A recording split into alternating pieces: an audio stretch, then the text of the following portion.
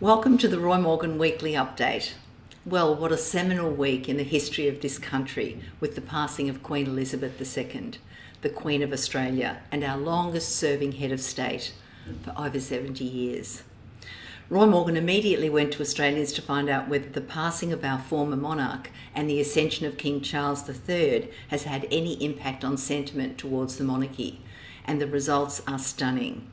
A special Roy Morgan SMS poll conducted yesterday with over 1,000 Australians reveals support for the monarchy has increased in the last decade.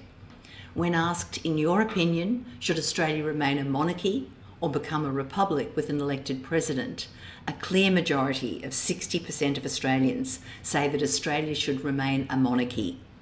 That's up 5 percentage points since November 2012, and that's the halfway point between the failed referendum and today. Only 40% of Australians say that we should become a republic with an elected president. Looking back through the historical results shows that support for the monarchy has been in the majority since 2010, whereas for 15 years prior to that, from 1994 to 2009, there was stronger support for the Republic. Turning now to the key weekly indicators. There's no change on the two-party preferred result for the federal government, with ALP support on 53.5%, still well ahead of the coalition on 46.5%. There's been slight weakening though in the two important indicators. Government confidence is down 3 points to 108.5, but still in positive territory, above the neutral level of 100. The government confidence rating tracks whether people think the country is going in the right direction or the wrong direction. And now, 45% of Australians say the country is going in the right direction. That's down 2 percentage points. And 36.5% say the country's going in the wrong direction, a gap of 8.5%. And consumer confidence is virtually unchanged, with the ANZ Roy Morgan Consumer Confidence Rating down only 0.4 points to 85.7. Now, this is a better than expected result after the Reserve Bank increased interest rates last week by 0.5%, the fifth straight month they've increased official interest rates. After the three previous 0.5% interest rate increases that happened in June, July and August, the following week, immediately after those increases, we saw an average fall in consumer confidence of 4.2 points. So the drop of 0.4% is really a very small amount. A look now at the impact of the Reserve Bank's interest rate increases on consumer confidence continues to show that it's those people with a mortgage who are doing it toughest. Consumer confidence for those with a mortgage or those paying their home off fell to only 80.4 last week. Despite the concerns about the economy, consumer confidence for Australia's renters continues to be higher now than it was when the Reserve Bank started increasing interest rates. It's up 1.8 points to 91.5 since late April. But of course, all of these numbers are well below that neutral 100, where you have equal numbers of people positive and negative. A look now at interest rates shows the steep increase in the last few months. You can see that there. The Reserve Bank has increased interest rates by a total of 2.25% since May, from only 0.1%. This is the fastest set of increases since 1994. In 1994, the Reserve Bank increased interest rates by a total of 2.75% in only 5 monthly meetings. But this graph also shows that interest rates are still really low in a historical context. And some of you may remember, but in the week of October 9, 1981, before this 30-year chart begins, mortgage rates averaged 18.63%. So we're nowhere near that kind of number at the moment. The other large and much longer cycle of interest rate increases was from May 2002 to March 2007.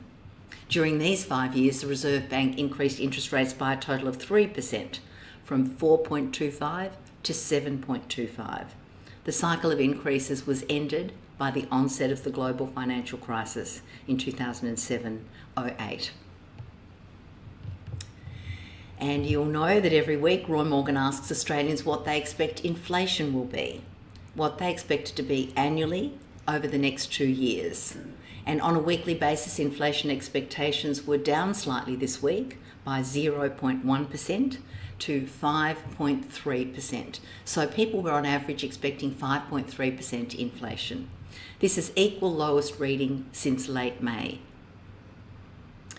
And although that weekly measure barely moved, if we look at a broader time period, we can see how politics can influence views on issues like inflation expectations. So since the federal election, the inflation expectations of coalition supporters soared, up 1.1 points to 5.9% in the 3 months after the federal election compared to the 3 months before the federal election.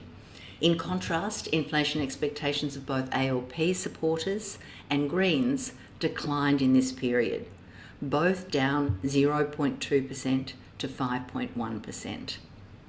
It appears the ALP victory at the federal election and the defeat of the coalition has kind of flipped the inflation expectations of the various supporters. Liberal and National Party supporters would likely point to the high inflation and higher spending under the Hawke government of the 1980s as a reason they're concerned about higher inflation. And remember what I said about interest rates in the 1980s being up to almost 19%. On the other hand, ALP and Greens supporters are now more confident that the new government of Anthony Albanese can get Australia's inflation challenge under control over the next 2 years, and more confident about this than they were prior to the election. And finally, this week we have the results of the Roy Morgan telephone and online interviewing in the month of August on Victorian voting intention. We'll be tracking these numbers each month in the lead up to the Victorian state election at the end of November. The results from August show the ALP government of Premier Daniel Andrews on track to secure an easy re-election victory in just over 2 months' time. The ALP is now on 58% on a two-party preferred basis, up 0.7% since the Victorian state election in 2018. Compared to the LNP coalition on only 42%. That's actually more like a landslide.